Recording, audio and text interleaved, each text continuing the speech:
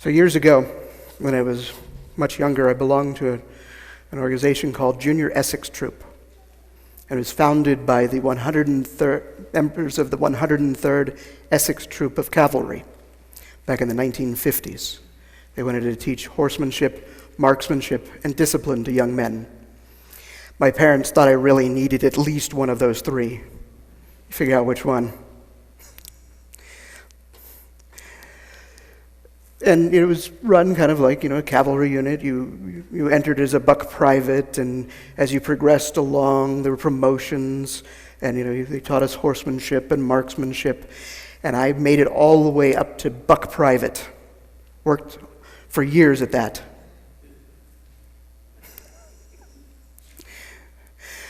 In the group that joined the year that I did was a gentleman by the name of John Digney. Now, John Digney was, his father drove a Mercedes back in the day when, like a Mercedes was like an expensive car. And, if you might remember that, very few people had a Mercedes back, saying that this would have been, back in the late 70s, early 70s, Mercedes was like, whoa. It's not like running across a Tesla these days. So, he was a little more well off, and he had, the way we got our riding boots back then was, I don't think Walmart was around, or at least if it wasn't in our neighborhood.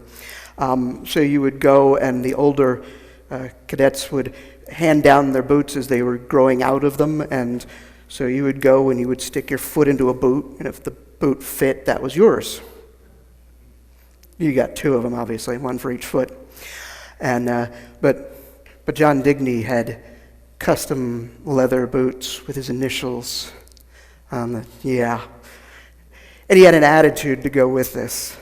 He really had he knew how much better he was than the rest of us. And in our platoon, John Digney had two gentlemen who were trying to teach him the error of his ways. A couple of fellows by the name of David Schwartz and good old Greg, and I can't remember his last name anymore. But the two of them took it upon themselves to take John out and explain life to him. And one of these days that they were explaining life to him, they were dunking him in the water trough, head first. And there was a group of us, and we were off to the side over here, rather enjoying the show. John getting his comeuppance from David and Greg. At that moment, coming around the barn corner, was Commandant Thiesfeld, Commandant of Junior Essex Troop. He was a retired U.S. Army colonel.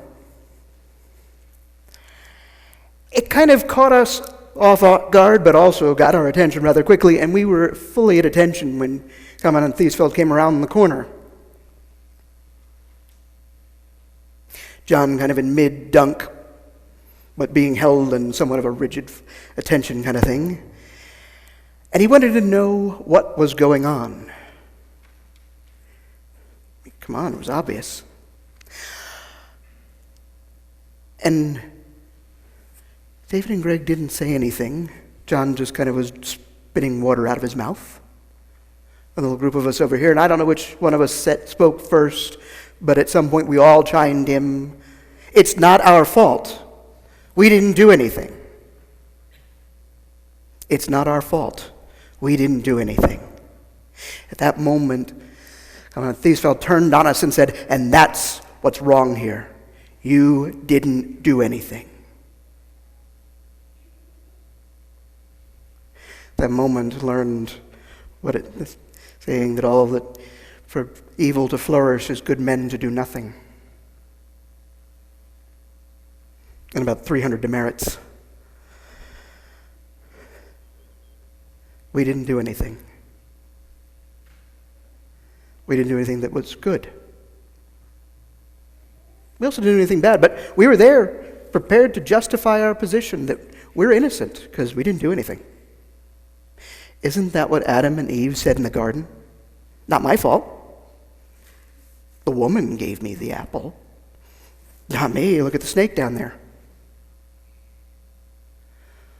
That's what Paul is getting at. When we try to justify ourselves before God, we merely point out our shortcomings, our failures, our sins, that the things we shouldn't have done and we did, and the things we should have done that we didn't do.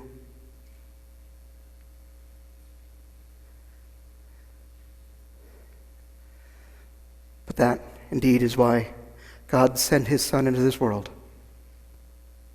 Because we can't do it on our own. We need God's Son. We need Jesus.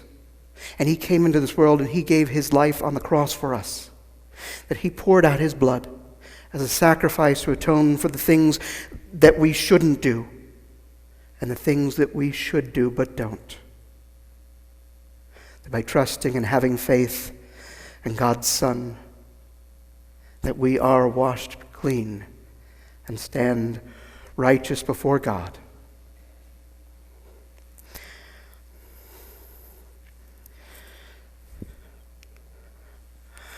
Today, we are called to lean forward in faith and trust in God. In a world of uncertainty, but into that unknown, into the trust, secure in our trust that God indeed loves us, is for us, and God continues to lead us by having faith and trusting in a God of love and God of forgiveness. We are reformed by God.